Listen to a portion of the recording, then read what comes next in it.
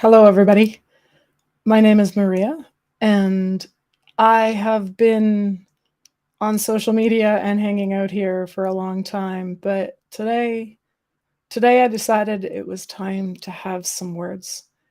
I've done a lot of lives, I've done a lot of classes, I've done a lot of talking to individuals, and even though no one is going to see this live, I've decided to make it alive to say that somebody is listening. Someone has been hearing all the words, and someone is ready to make new words. Hello, my name is Maria. I am a mom. I am a counselor. I'm a professor. I have been a doula and a lactation educator.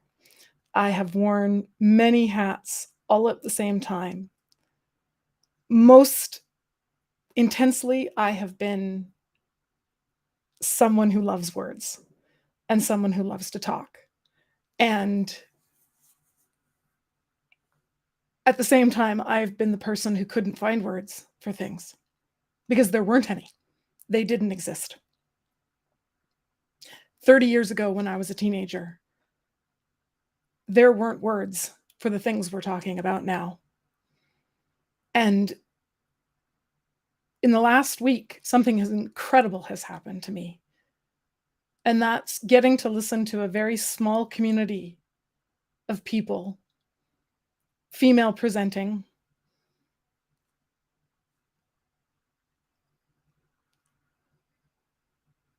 old, young, nicknames, avatars from all over the place who are talking about when language harms someone.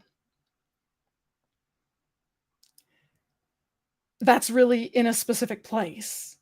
It's in a specific community. But one small provider, one small content creator has brought together thousands of people, dozens of members, hundreds of chatters, and thousands of subscribers to talk about how language really matters. And I have spent 30 years looking for this language. And now I look up and there it is. And I'm in a position now, as an old lady, I'm older than I look, and that's part of the story, to tell my own story. I've been listening to other people's stories for so long. I've also been listening to gaslighting, abuse, bullying, narcissistic thinking. I have been listening to good people put themselves down because they're worried about making a mistake, and bad people not worried about making a mistake. And so while I talk to students all day and I talk to clients all day, and I choose to do most of that privately, I have chosen to speak up as me, just me. Hi, my name's Maria, and I live chronic illness. I have had chronic pain every day of my life.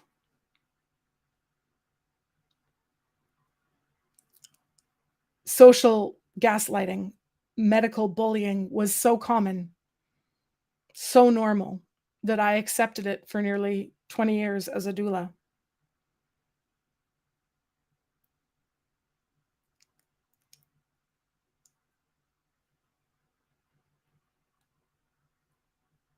I am glad that I have stood on the shoulders of giants, though. I'm really glad to be parenting for incredible people who have more words than I do. And I realized in the last little while that there was this moment, this change, where people are starting to take back the words. But more importantly, I'm old enough, I'm strong enough, and I'm loud enough to protect those who can't speak yet. So I want to tell you a little bit about my story and how I have lived MissD, and MissDiagnosis for over 30 years. And that the pieces of the puzzle started to fall together only with my own research, my own information, my own reading, my own knowledge, way too many university degrees.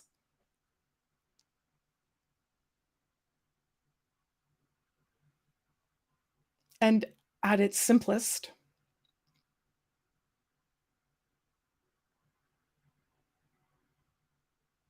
it's just that someone listened and helped me not gaslight myself anymore. That's why I've chosen to speak. I didn't want to be public on the internet for a long time because I was very shut down. I survived traumatic incidences several years ago. I survived the loss of most of my community.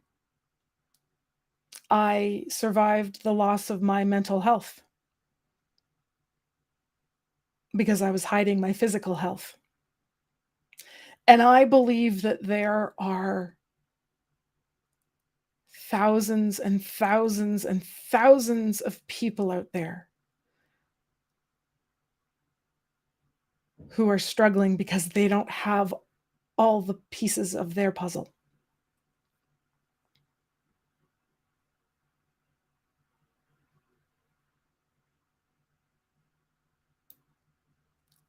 Hi, I'm Maria, and I'm a mental health provider. I don't do psychotherapy. I'm not a medical provider. I just choose to share the language of CBT, cognitive behavioral therapy, linguistic therapy, the idea of understanding what your brain is telling you can help you understand what you really think and feel and believe underneath. I'm here just to give information because it was information that helped me self-identify my neurotype, my orientations, my gender expression, my chronic illnesses, my PTSD.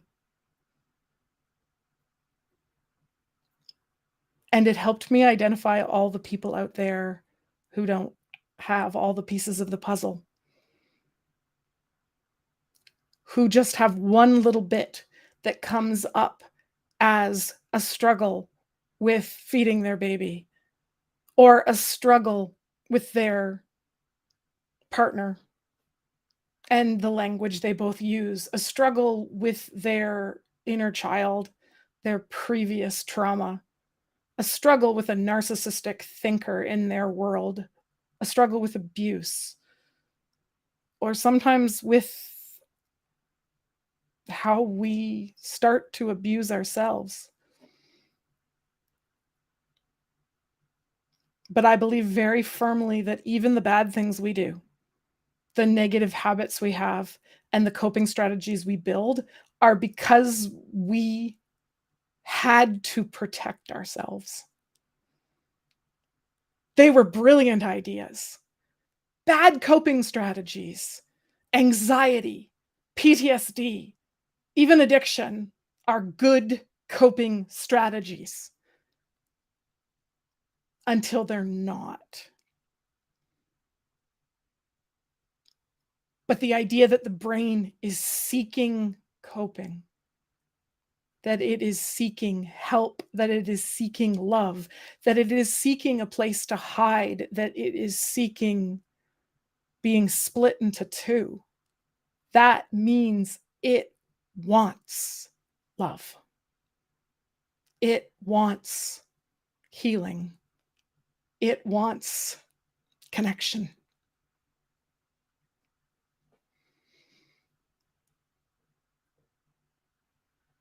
So I'm going to get up here and use new words until somebody else is listening. And hopefully someone does not have to wait 30 years to find out more about themselves. If I can short circuit that language,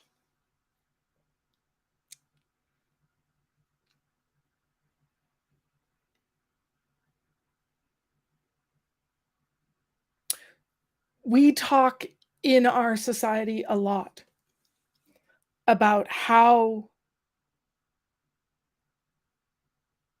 our partners, our male presenting people, our dates do negative things, have negative language. And that's really happening. But there's a piece I don't see being talked about very often. And that is how women and female presenting and those who grew up assigned female learn to talk to each other. And how doctors and teachers and sometimes parents learned how to talk at us.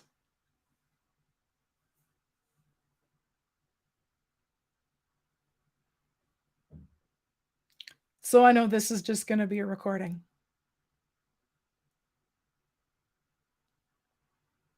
But even if someone finds it in 1 year or 15 years, it'll be less time than 30 years.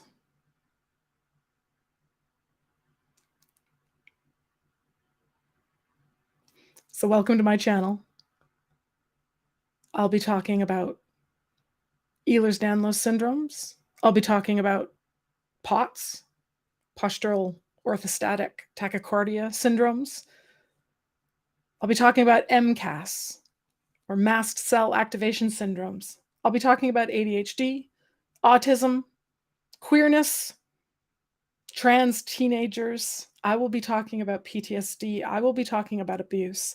I will be talking about things that require a lot of trigger warning. And that's okay. Because I'm also going to talk in a way that makes it safe. And I'm also going to take care of myself and show others how I've taken care and gotten here. And I'm going to listen to the people who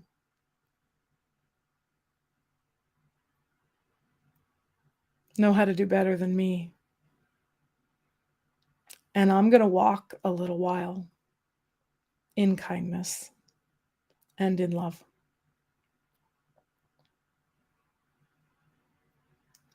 Because I believe very firmly that when we find new language,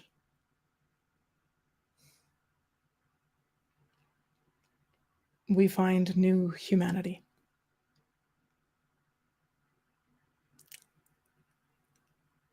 And as I learn to walk besides the new things that will keep coming, with the genetics I agree with,